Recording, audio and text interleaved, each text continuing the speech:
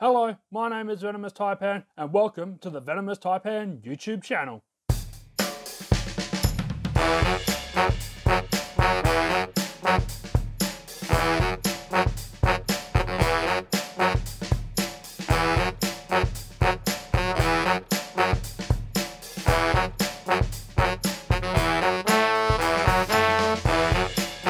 Of the Pokémon Black randomizer nuzlocke.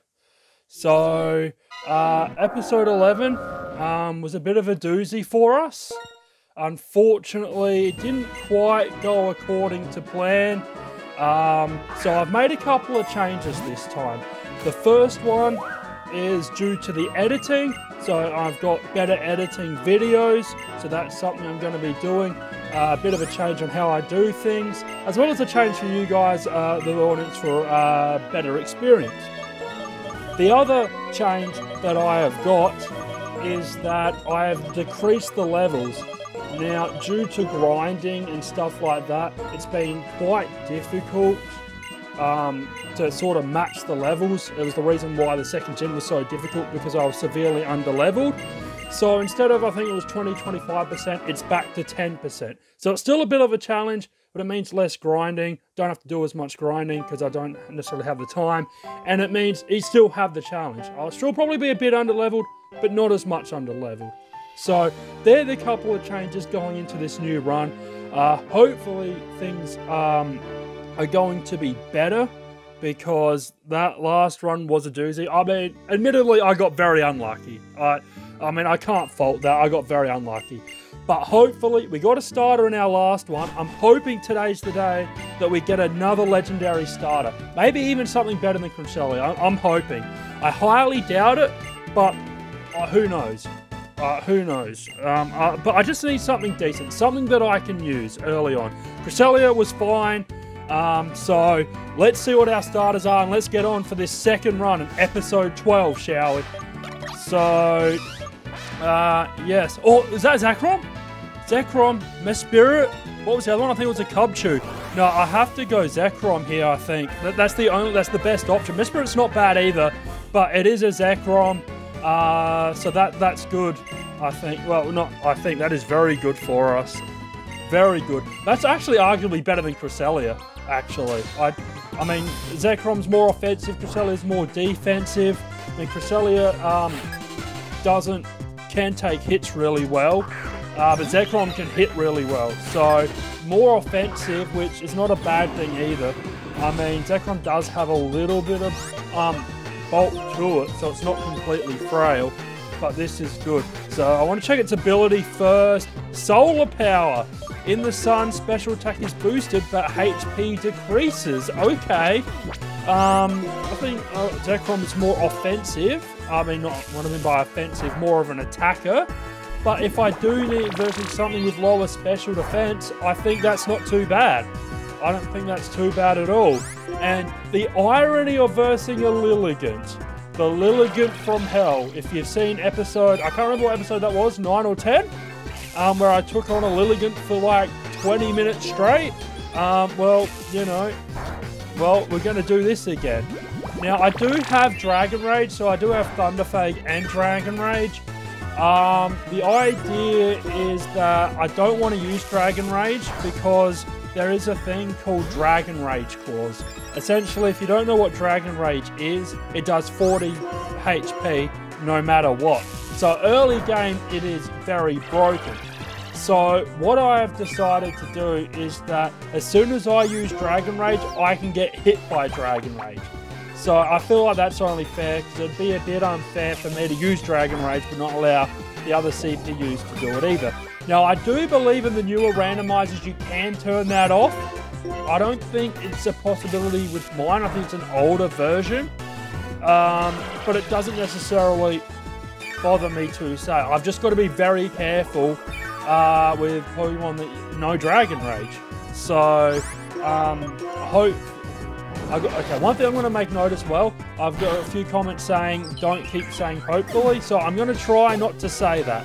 Don't know why I keep saying that, but I'm trying not to. That's definitely a conscious effort for this episode and future episodes to come. So I have used Dragon Rage here. This Lilligant was just taking way too long. honestly. Like, I could have been here forever. We don't want to see me battling a Lilligant for 20 minutes like we had to in the last run. So I think it's better off if we don't do that and just use Dragon Rage and just get some episode progressing. I want to at least try and get a encounter for this episode and see how we go from there. So we'll see what happens here. So we're battling Charon next. Let's see how this goes. What will he have? A Larvitar. Interesting. Now, I don't think I can touch this thing, so I can't even use Thunder Fang on this. I have to use Dragon Rage, unfortunately. I don't really have much of an option. Yeah, it doesn't affect. I have to use Dragon Rage.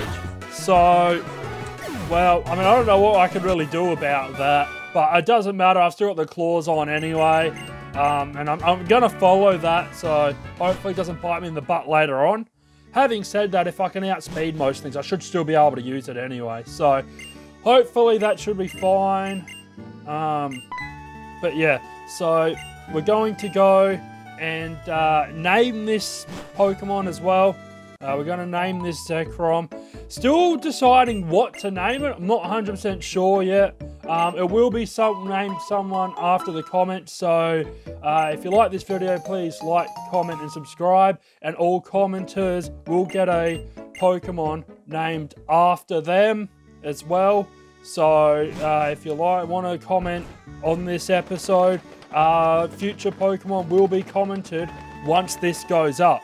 I'm doing a lot of bulk recording at the moment, so it's still, if you comment, let's just say on this one, to break the fourth wall, you might not get a Pokemon until maybe episode, I don't know how far I'm going to get by then, but it probably still will be a while. Just want to just mention that, so I don't want people to go and comment, get a Pokemon named after them and go, well, you haven't named a Pokemon after me. I do a lot of these in bulk so that I don't have to record as much when the uni semester starts. So that's the idea behind it. I probably will record a few when I get the chance, but that's the whole point of it. So for this one, I'm going to name this, I still haven't really decided yet. I'm going to name this, I think I'm going to go Captain Matt, I think. You know, Captain Matt was a Alola. I think he deserves something a little bit better. The Alola didn't really do too much in the end for us, so I mean, I'm sure he'd be happy with a Zekrom, being named after a Zekrom. So, good supporter of the channel as well. So that's always good. You know, supporting the channel and supporting all the other channels that are also listed in the description below, such as Captain Matt and Mayo Hosker. So, yeah, this one, it's a bit of a weird spelling, but I don't really have a lot of choice. One thing that really does annoy me about Pokemon is you don't really get they don't have enough spaces, unfortunately. Why they limit you with spaces, especially so little with these games, I'm not sure. I'm pretty sure they do extend it later on, I believe. Don't quote me on that. I gotta remember, what did they do for X and Y? I think it was bigger for X and Y. Yeah, I do believe so, in terms of like the nickname characters. So, but yeah, that is annoying how you have to shorten it. So, and all that type of stuff. I mean, the 4 is in his name, but you don't really get the I in either. So, unfortunate, but I think that's good enough. We all sort of know who it is. Obviously, I'm just sort of talking at the moment, not really trying to go through the plot stuff.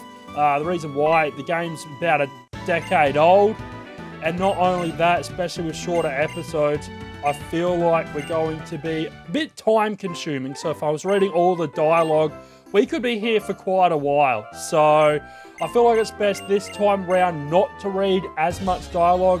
We're here mostly for the gameplay. That's what we're all here for, and the nuzlocke portion of it.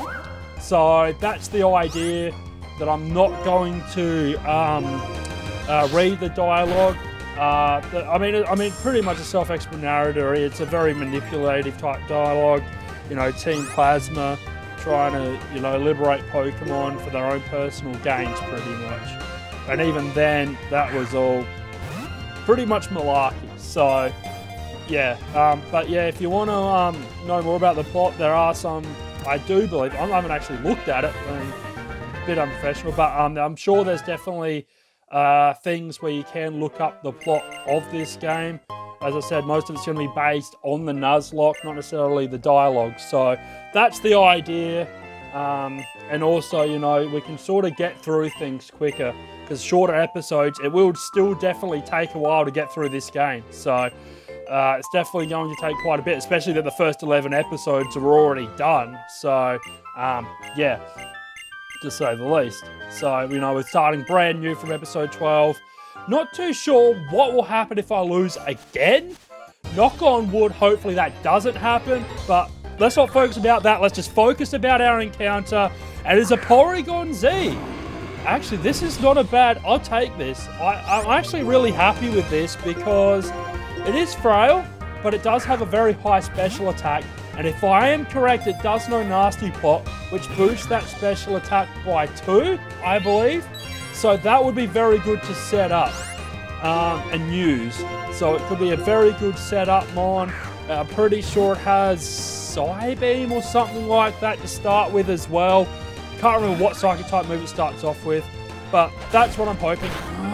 Far out. So I've got to catch it though first. That's the issue. Something like this, that didn't bring guaranteed catch rates until Gen 6. So the first couple of routes, especially with Pokemon like this, could be quite difficult to catch. And especially since you only start with 5, it is quite annoying. And there you go. Speaking of the devil, there is the Nasty Plot. So if I can catch this, it'll be a very good addition to the team. You know, only fighting types and ghost types I have to worry about. I can set up as well. Use Psybeam and set up with Nasty Plots. But I mean, I can even use Psychic Stab too, to be fair, and use Conversion as a bit of a strat if I need to. And it's got Motor Drive, so I want to try and attack it.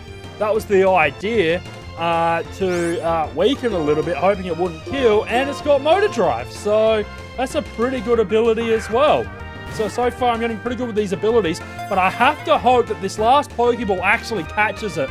Please, please. 1, 2, 3. Oh, I actually wanted this so badly. I would have... This... That just annoys me.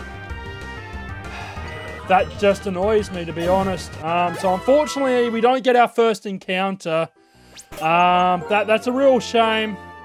But that's where we're going to leave this episode. So if you like this video, please like, comment, and subscribe. And we're starting off run 2 with a lot better start.